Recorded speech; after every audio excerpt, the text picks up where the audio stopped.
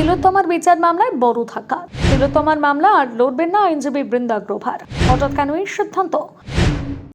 আরজিকরের ঘটনা নিয়ে উত্তাল হয়েছিল গোটা বাংলা সহ দেশ, যার রেশ এখনো চলছে বিচার প্রক্রিয়া। তবে তিলোত্তমার বিচার মামলায় এলো বড় ধাক্কা। তিলোত্তমার আইনজীবী হিসেবে সরলেন বৃন্দা গ্রোভার। তিনি আর এই মামলা লড়বেন না। সুপ্রিম কোর্টে তার বদলে অন্য আইনজীবী নিয়োগ করতে হবে তিলোত্তমার মা বাবাকে।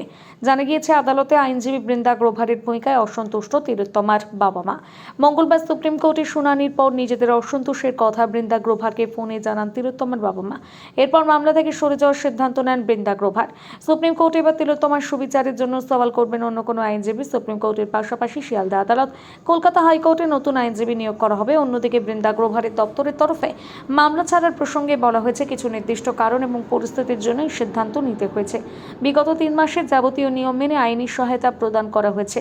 সিবিআইয়ের সঙ্গে সহযোগিতা করা হয়েছে। সিবিআই এর তদন্তের গতিবিধি নিয়ে বিগত কয়েকদিন ধরে ঘনিষ্ঠ মহলে নিজেদের হতাশা প্রকাশ করেছিলেন তিলোত্তমার বাবা মা। সুপ্রিম কোর্টের সলিসিটর জেনারেল জানান, তদন্তের গতিবিধি নিয়ে প্রতিনিয়ত তিলোত্তমার বাবা মাকে জানানো হচ্ছে। সূত্রের খবর, এই বক্তব্যের কেন বিরোধিতা করা হলো না তা নিয়ে বৃন্দা গ্রোভারের কাছে জানতে চেয়েছিলেন তিলোত্তমার বাবা মা। এই নিয়ে কথাবার্তার পর মামলা থেকে সরে দাঁড়ানোর সিদ্ধান্ত নিয়েছেন বৃন্দা গ্রোভার। শিয়ালদা আদালতে আরজিকরের খুনের মামলার বিচার প্রক্রিয়া চলছে। 51 জনের মধ্যে ইতিমধ্যে 43 জনের বিচার প্রক্রিয়া সম্পন্ন হয়েছে।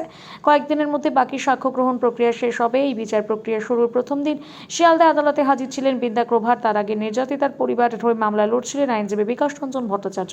সেপ্টেম্বর মাস থেকে প্রায় 3 মাস আরজিকর মামলার সঙ্গে যুক্ত ছিলেন বৃন্দার দপ্তর।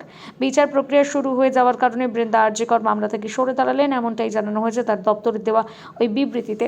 শুধু সুপ্রিম কোর্টে নয়, শিয়ালদা আদালতে আরজিকর মামলার শুনানি পরিবারের পক্ষে উপস্থিত ছিলেন বৃন্দার দপ্তরের আইনজীবীরা। এমনকি বিচার প্রক্রিয়া শুরুর প্রথম দিন বৃন্দা নিজেও এসেছিলেন শিয়ালদা আদালতে। তারপর প্রতিদিনই তার দপ্তরের আইনজীবীরা থাকতেন বিচার প্রক্রিয়া শুনানিতে। অন্যদিকে নির্যাতিতার বাবার অভিযোগ, আদালতে দাঁড়িয়ে মিথ্যে বলছে সিবিআই। তিনি বলেন, আদালতে দাঁড়িয়ে এভাবে মিথ্যে বলা যায় তা আমরা জানতাম না। সেই মিথ্যের ওপর সুপ্রিম কোর্ট নজরদারি চালাচ্ছে। সিবিআই আদালতে বলছে তারা আমাদের সঙ্গে নিয়মিত যোগাযোগ রাখছে, কিন্তু আমরা কিছুই জানতে পারি না। শুধু সিবিআই নয়, সুপ্রিম কোর্টের শুনানি নিয়ে অসন্তোষ প্রকাশ করেন নির্যাতিতার বাবা মা। আরজিকর মামলায় পরবর্তী শুনানির তারিখ আগামী 17 মার্চ দিয়েছে সুপ্রিম কোর্ট।